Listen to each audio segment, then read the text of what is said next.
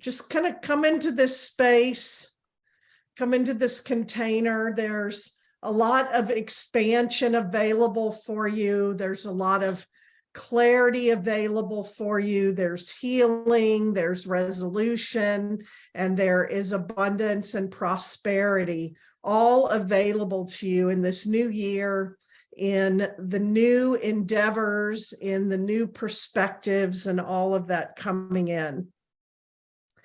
Really come in now, bring your attention to your solar plexus. As I was getting ready for this call, there was a lot of bright yellow light coming in. And as I lit this candle, and just really being aware of this call to you to step into this next level of manifesting and this next level of creating and co-creating, which calls for you to really tap into your personal power and authenticity, and for you to be in control and holding the reins more of the time, and that you all have stepped in here ready to do this and ready to play a bigger role in this new year. So just breathing all of that in, I'm going to start by introducing some concepts that we're going to be working with, and then I'm going to give you opportunities to ask questions and also to give me some information and to share as we're going. I want to share with you, at the beginning of last year, I was doing a group that had started the beginning of last year, and I was pulling cards for people. And I pulled a card for myself, and I pulled this Heart's Desire card. And usually I'll pull the card, I'll get the message, and then I'll put the card back in the stack and I'll focus on it for the week. But every week that went by, I left this card sitting on my desk with this selenite heart on top of it. And every week went by, and I kept looking at this Heart's Desires. And at the beginning of last year, I didn't even know why. And then some people and things came into my life, and everything became about Heart's Desires. And it says, the angels are supporting, guiding, and protecting you as your dreams become a reality. And I ended up this whole year working on Heart's Desires, all last year, because now we just moved into the new year. And I really took the opportunity to tweak all the nuances of manifesting to a new level and to really see what is there. And that is really my intention, to really get clear on what you all are creating, both in your big picture and over the next 90 days, and then really helping you apply these principles and learn how to really get in that wave where it wasn't just the main thing I was focusing on, but all of these desires that I had just put out there started coming back to me. You all are both in a place where you can start to understand that these superpowers that you have, that you want to help others with, and you want to serve others, which is always important. It's part of why the three of us came here. It's part of what we're called to do. It's a big part, but recognizing even more that your superpowers are for you to use for yourself, and for you to use for your own life just as much.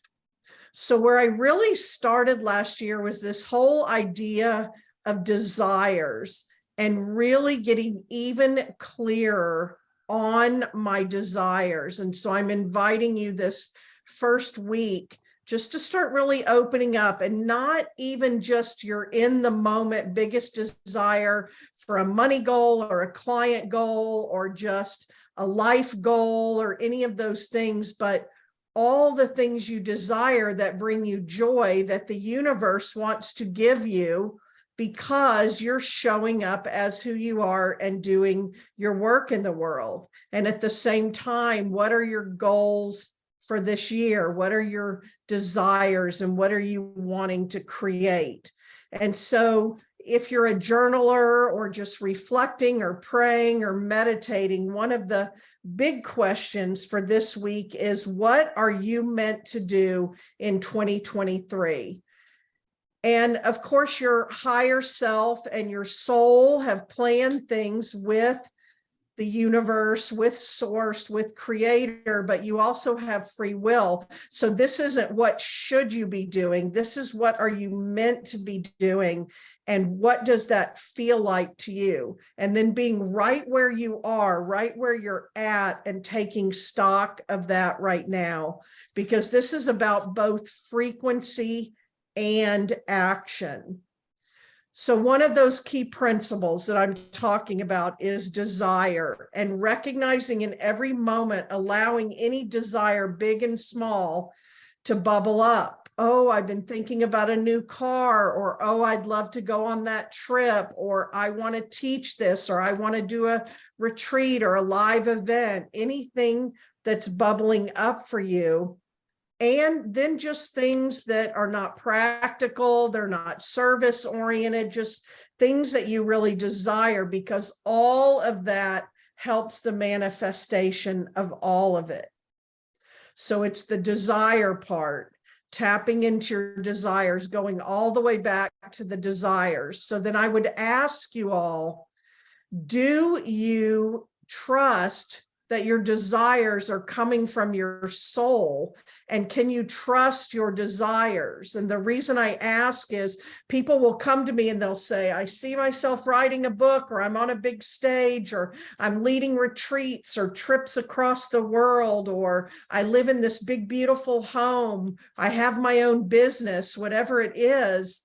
But then their mind says, you don't know how to do that. That could not work.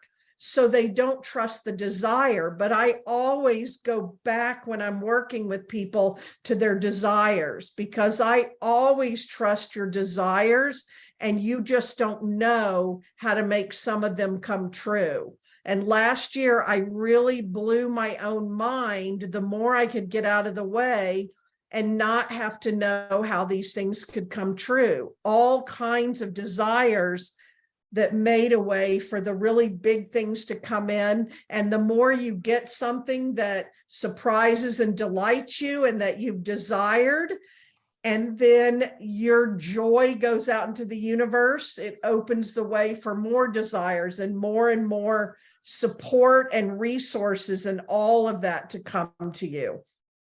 So there are things you can be doing anywhere that you've been feeling like, I'm not getting enough support or the resources, or I don't know how to do this next thing. If you can just really expand into this place of not knowing, but believing. And so that includes believing, trusting your desires as they're being shown to you, and believing wherever there is a desire, a way has already been made. The next thing is being impeccable with your energy. Again, everyone here are energy healers, and so you can understand this even better than some others, that you really start being impeccable with your energy, your words, your thoughts, your actions, and you catch your energy, and you're managing your energy, and you're aware of your emotions. And I really last year came to the awareness that I cannot afford the luxury of a negative thought. When you hear people say that and you see people say that, I cannot afford the luxury of a negative thought. It's going to cost me way more than how good it feels in the moment. And so I've really got to decide, is this worth what is going to come to me from that? So these are all things you're going to be aware of and working with. And then we're going to learn and keep practicing and playing with getting the whole big picture. Because the other thing I realized is we start getting in this, well, I need this, and I need this, and I need this. And so, of course, we have to have realistic goals, and we have to have practical things. And at the same time, we really want to spend some time just in the essence of what we want. And so we're going back and forth between the two, between action and frequency, and between what we need to focus on and just being in the essence. The more that I can stay in the essence, which is I want to be being, doing, and having these things, and this is how I feel, and this is what it looks like, without any hows, the more I can leave all the hows to the universe, which can also get scary, but that is when the biggest things come to me, and the quickest and the easiest. So that big picture, and you're wanting to get this whole big picture, maybe for the year or the next 6 months, or even a 5-year plan. People can really, though, collapse time when you're working with these things. Some of my 5-year and 3-year plans started happening within months very quickly. And then you're going to take one piece that you're really going to focus on for the next 90 days and be reading that feedback. So one of the things you're going to be thinking about is on April 2nd, 2023, what are you feeling, and what are things looking like, and what are you doing, and what are you being, and what are you having? And then don't worry if that's not enough time, or how is that possibly going to happen. Just allowing yourself to really be in that. And then that brings us to the other prosperity principle, which is that your value, the resources and the money that are showing up in your bank account, they're reflective not of your value. They're reflective of what percent of your value you're putting out in the marketplace and out in the world. So if you think about, and that's something I really worked with last year in 2020 and 2021, these are all the things I've been tweaking because I believed them to be true and really experimenting with and working with. And I have come to find if I'm 100% me, and I showed up here with my astrology, my human design, my gifts, my skills, my life experiences, everything, I'm only responsible for being 100% me and putting that out in the world. And so it's not what anybody else is doing, or you're not being as big as them or doing as much.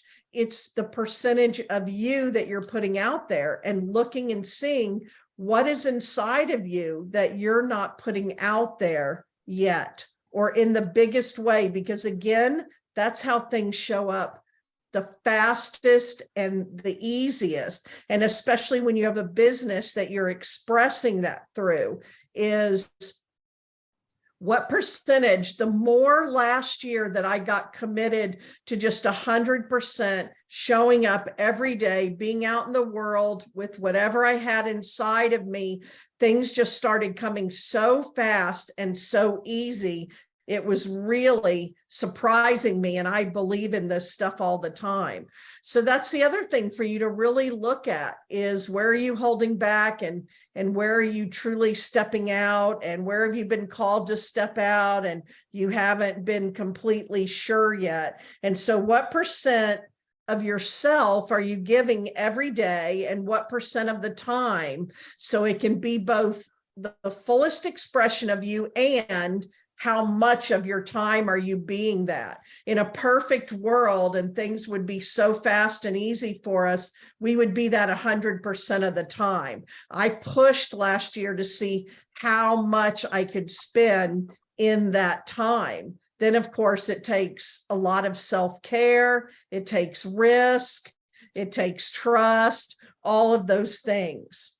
So this is going to be about you. If you go all the way back to Think and Grow Rich and the science of getting rich, they say, what do you want, and when do you want it by, and what are you willing to give? And it doesn't have to be like tit for tat, 1-to-1. It's just you're out there giving all and doing your part, and then things can come to you way beyond that. So thinking about both in your life and in your work or in your world and what you're called to do, how much are you showing up and giving? If you've had new inspirations and you need help getting those out in the world. That's what we can work through here. And if you believe that wherever there's a desire, a way has been made, and then you're like, yep, but I'm not seeing it. So at whatever piece, we're going to find, like, where is the log jam in this right now? And then I believe that as we start working on this, we've set the intention, we've stepped in here, you're going to start getting feedback that you can then watch and you can then really monitor so you can keep moving forward. So I'm going to have you make note of, I give you, homework is always suggestions, but I give you some things to work on, and then you can share them, but you don't have to share them when we get back together. But one that I did, and I've done it for a long time, and I don't even always say I'm going to do it once a year, but I had done one.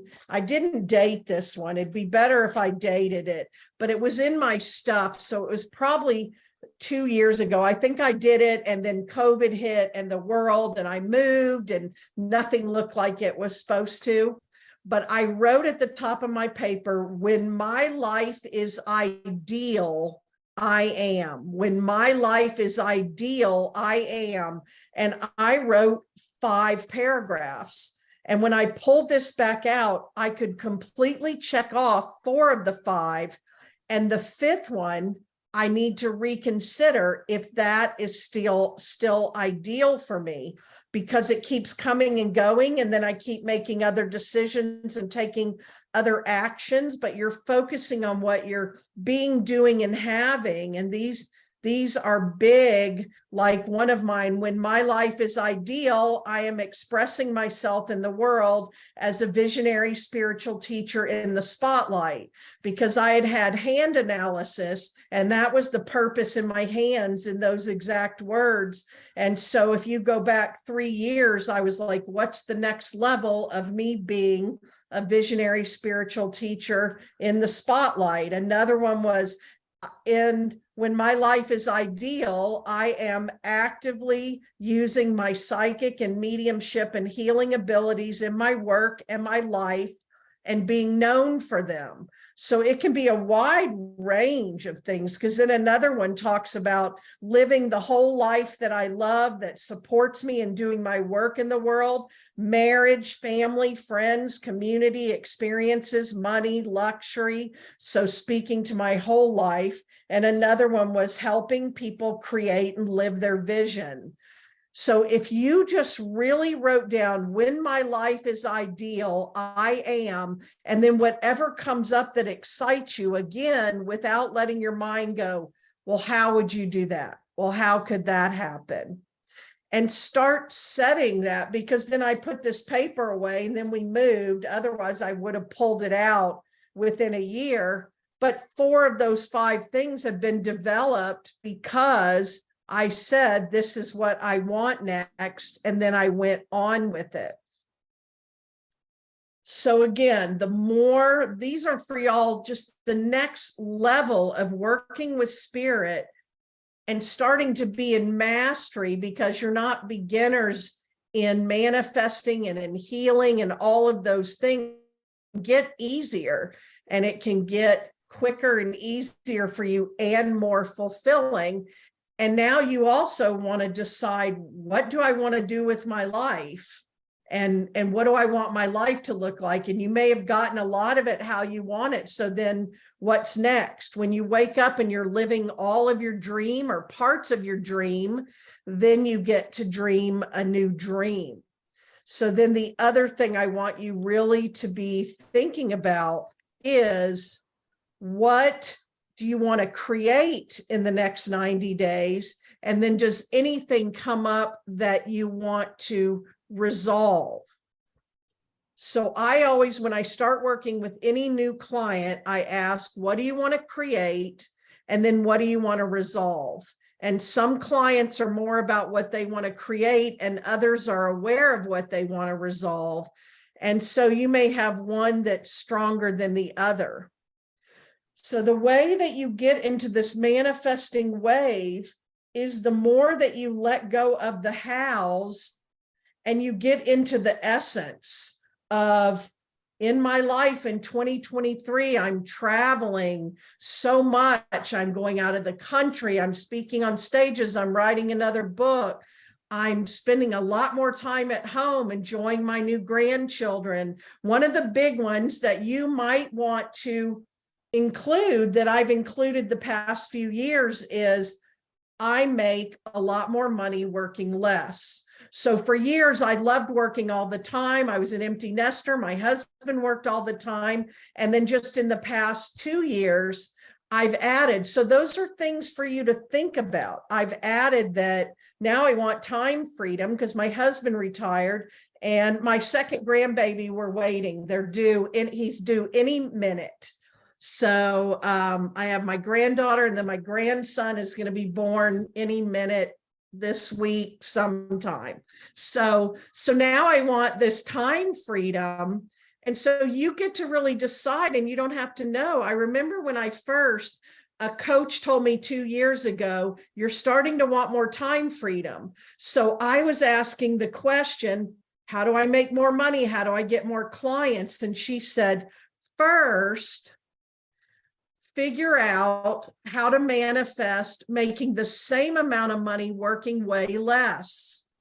And that was a better thing for me to reach for. So think about where you are with things and what you get to put all of that in that order. And I did. I ended up changing 40 hours into 16 hours and freeing up time. And last year I did a ton of traveling and had a lot of things coming through. So be thinking about those things, what you want, because what happened to me last year that used to happen to me little bits at a time, then really happened was you get in that wave. So I'm not a surfer, but I understand that you swim, you catch the wave, and how long can you stay on the wave? And I also work with the terminology of the field, that I'm creating everything in the field. I was doing a lot of Dr. Joe Dispenza studying last year, which brought up a lot of that again about creating in the field. And all of a sudden I got to this place last year where I told my friends that would understand this, I'm riding the wave, I'm in the field, and I'm not coming out. And I was staying in the field on that wave for very long periods of time where it was just raining things down, and it was so fast and easy to manifest. So I see people who are energy people, and they're healers, and they're intuitive, and they know how to do this more than even the mainstream. And he's teaching the mainstream, but it's like, we have a superpower, and sometimes we're like, we don't want to use that for ourselves. We're just going to help everybody else. But I actually helped way more people last year at the same time. But I want you all to start experiencing that, where you get on that wave, if you can think of it in that way, because this is one reason I knew. You know, you have desires, but then it's like, well, I'm not working on that right now. So one that I've been using was, if y'all were in any of my things last year, I'd had this crazy desire to ride on a big float in the Mardi Gras parade, to really ride, like not just some dinky float, but a main float. So of course, my friend who lives in New Orleans said, you have to be on a wait list. You have to join a crew for years. It costs thousands of dollars. You have to do all this. And I said, well, I'm not doing any of that, but I just have the desire. But I had no resistance. And it was just out there. But those desires started coming back to me at the last minute. Somebody got sick. It was very sad. She got a diagnosis for cancer. She needed to have her surgery and she couldn't come. And she said, if you'll just ride in my place, I've already bought all the stuff. You don't have to pay for anything. So it's like, I just went to the front of the line. I got on the parade it was one of like the opening night, the big parade, and I got to do it. And all of these desires, including the Lily Dale, which sped itself up like 3 or 4 years or more. So this is what I'm telling you, is these desires that you have, but they're not something you're actively working on right now. They'll start coming in just because you're in the field. So as I'm talking about these different things, I want to hear from y'all, whatever you want to share, either about what is the main thing that you are working on right now, or what are you bringing to this container, and any questions you have around that.